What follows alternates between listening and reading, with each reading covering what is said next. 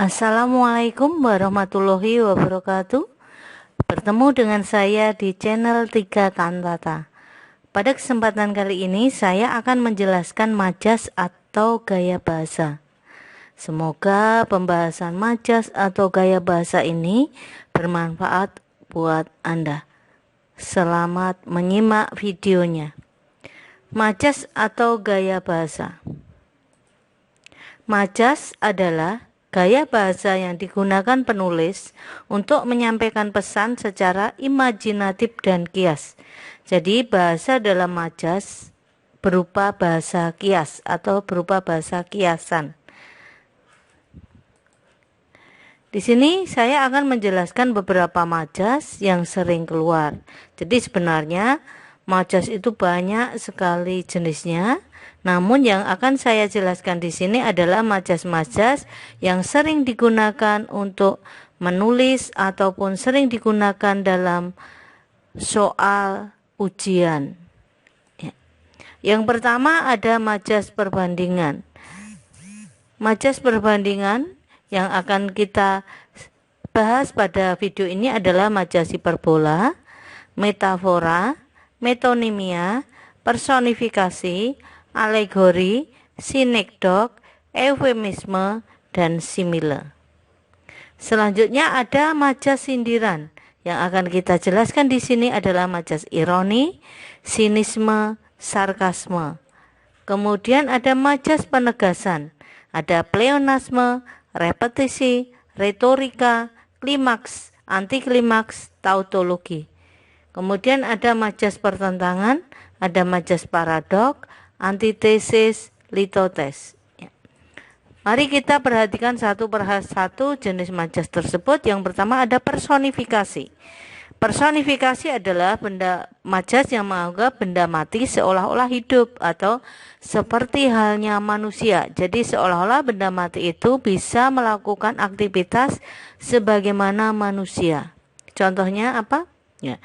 Dengarlah pasir yang berbisik. Ya, di sini ada kata pasir yang disamakan dengan perilaku manusia yaitu berbisik. Ya, jadi benda mati dianggap sebagai benda hidup atau bisa melakukan perilaku seperti manusia.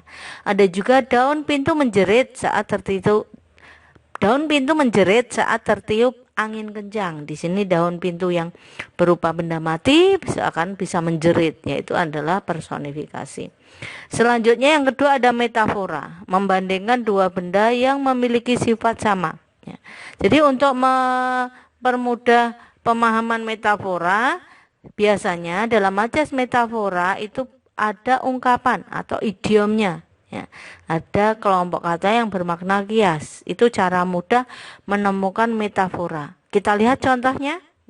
Amelia menjadi bintang kelas sejak kelas 10. Ya, di sini ada bintang kelas berupa ungkapan. Bintang kelas berarti orang yang selalu mendapat juara atau teratas rankingnya. Ya. Kemudian hati-hati berbicara dengannya. Ia pandai bersilat lidah. Bersilat lidah di sini juga berupa ungkapan. Jadi masuknya metafora. Kemudian yang ketiga ada metonimia. Ya, metonimia adalah majas yang biasanya menggunakan merek barang, ciri khas suatu benda atau manusia. Ya, ini sekaligus ya untuk pemahaman bahwasanya penulisan merek yang baku adalah seperti ini. Jangan menulis MERK. Jadi yang baku adalah merek seperti ini, merek barang. Ya. Jadi ciri khas dari metonimia itu biasanya menyebutkan merek barang atau ciri khas suatu benda atau manusia. Kita lihat contohnya. Ya, belikan Ibu Rinso ke minimarket. Ya, di sini ada merek sabun Rinso. Ya. Kemudian setiap pagi ia diantar ke sekolah naik kijang. Kijang yang dimaksud adalah merek atau salah satu jenis mobil, bukan kijang yang berupa hewan, tapi di sini sebagai merek barang atau merek mobil. Si keriting belum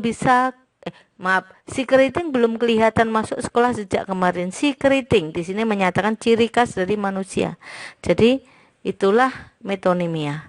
Kemudian ada hiperbola, melebih-lebihkan keadaan. Jadi majas yang melebih-lebihkan keadaan, tidak sesuai apa adanya gitu ya. Contohnya misalnya keringatnya sebesar biji jagung. Wah, di sini kan melebih-lebihkan. Keringatnya hanya kecil-kecil kok dikatakan sebagai sebesar biji jagung. Ada juga suaranya menggelegar membelah angkasa.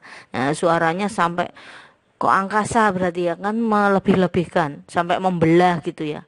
Ya mungkin karena kerasnya, tapi kan secara kenyataannya tidak mungkin sampai membelah angkasa karena di sini melebih-lebihkan maka dikatakan suaranya menggelegar membelah angkasa. Selanjutnya ada litotes, yaitu majas yang merendahkan keadaan. Jadi di sini lawan dari hiperbola, makanya sering dikatakan sebagai hiperbola negatif. Jadi kalau hiperbola melebih-lebihkan, kalau litotes merendah. Kita lihat contohnya, ya, mampirlah ke gubuku. Ya, di sini dikatakan mampirlah ke gubuku, padahal rumahnya seperti istana. Ya, jadi rumahnya besar, bagus, perabotannya mahal, tapi dikatakan sebagai gubuk. Itu kan merendah. Ada juga makanlah walau dengan garam saja, ya. Di sini makanannya atau hidangannya itu lengkap, ada nasi, ada sayur, ada ikan, ada daging, ada makanan-makanan pelengkap lainnya, tapi dikatakan sebagai makanlah walau dengan garam saja. Itu kan merendah ya, padahal yang disajikan sangat lengkap ya. Kemudian yang keenam ada eufemisme, memperluas keadaan agar tidak menyinggung. Jadi eufemisme. Keenam ada eufemisme atau memperhalus keadaan agar tidak menyinggung. Jadi di sini penggunaan bahasa-bahasa yang halus ya, tujuannya untuk atau agar tidak menyinggung pembaca atau pendengar. Ya, kita lihat contohnya. Jika berbicara dengannya, keraskan suaramu. Pendengarannya agak terganggu. Ya, kalimat pendengarannya agak terganggu di sini untuk memperhalus ya. Dan orang yang misalnya mendengar seperti ini tidak akan tersinggung. Tapi kalau Anda mengatakan jika berbicara dengannya keraskan suaramu, dia tuli, nah itu bisa tersinggung. Tapi untung dia tuli sehingga tidak mendengarnya gitu ya. Jadi di sini kata-katanya adalah untuk memperhalus. Contohnya, setelah kecelakaan itu ia hilang ingatan. Ya, hilang ingatan mungkin lebih halus daripada mengatakan dia gila atau ia gila gitu. Ya. Kemudian yang ketujuh. Ada sinekdok ya, sinekdok dibagi menjadi dua tentunya ya. Yang pertama ada pars pro toto, sebagian untuk keseluruhan ya. Ini untuk mengenalinya pars dari kata part bahasa Inggris ya, pro kemudian toto, toto itu total berarti sebagian untuk keseluruhan ya. Kita lihat di sini contohnya, sudah 3 hari ini aku tak melihat batang hidungnya. Ya, jadi bukan berarti yang tidak kelihatan batang hidungnya saja, tetapi yang dimaksud adalah orang secara utuh.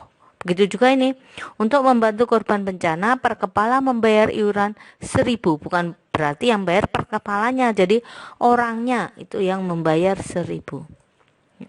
Kemudian di sini yang kedua, kebalikannya, totem pro part, keseluruhan untuk sebagian.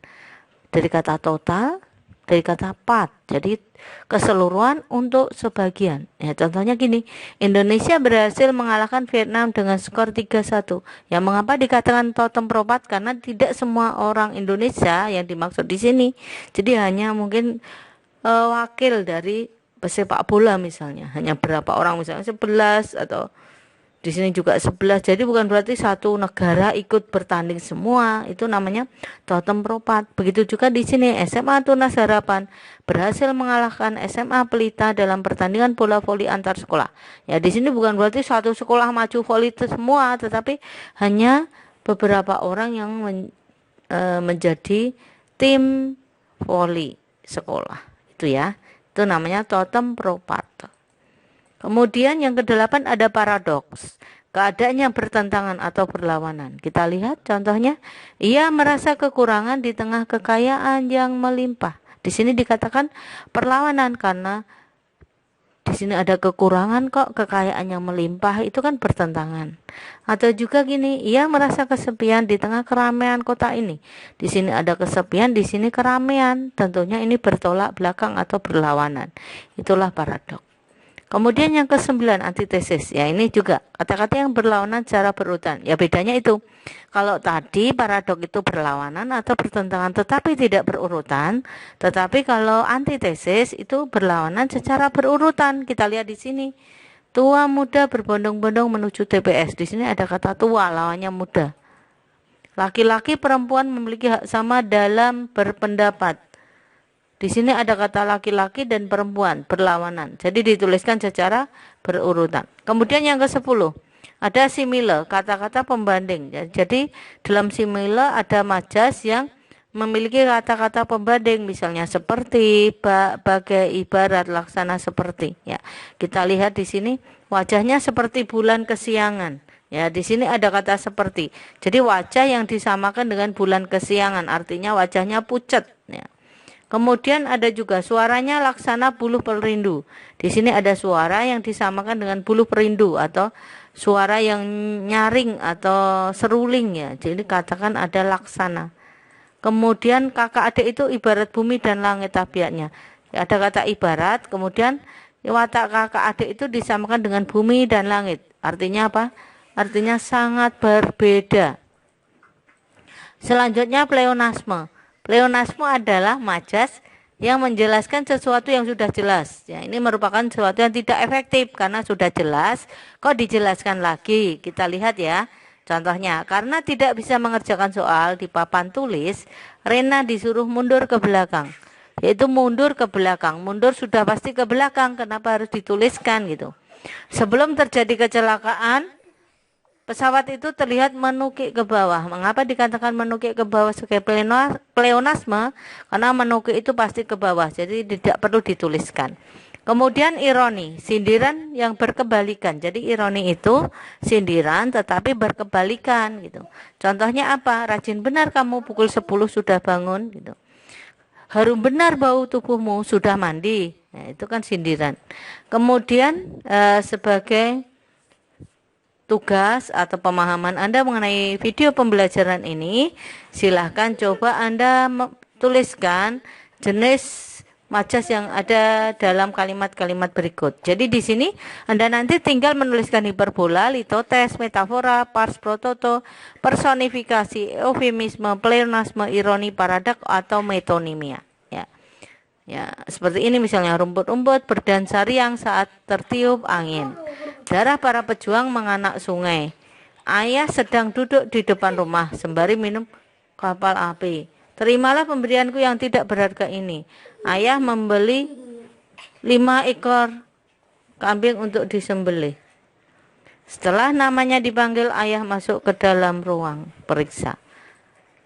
Bagus benar tulisanmu hingga orang lain tak bisa membacanya. Anak ibu agak ketinggalan dalam mengikuti pelajaran. Ayah ibunya membanting tulang untuk membiayai sekolah anaknya. Ia merasa sendiri di tengah keramaian pesta. Ya, demikianlah video tentang gaya bahasa atau majas. Semoga video ini bermanfaat. Jangan lupa subscribe sekiranya video ini bermanfaat agar kalian mendapatkan video terbaru dari saya. Akhir kata, wassalamualaikum warahmatullahi wabarakatuh.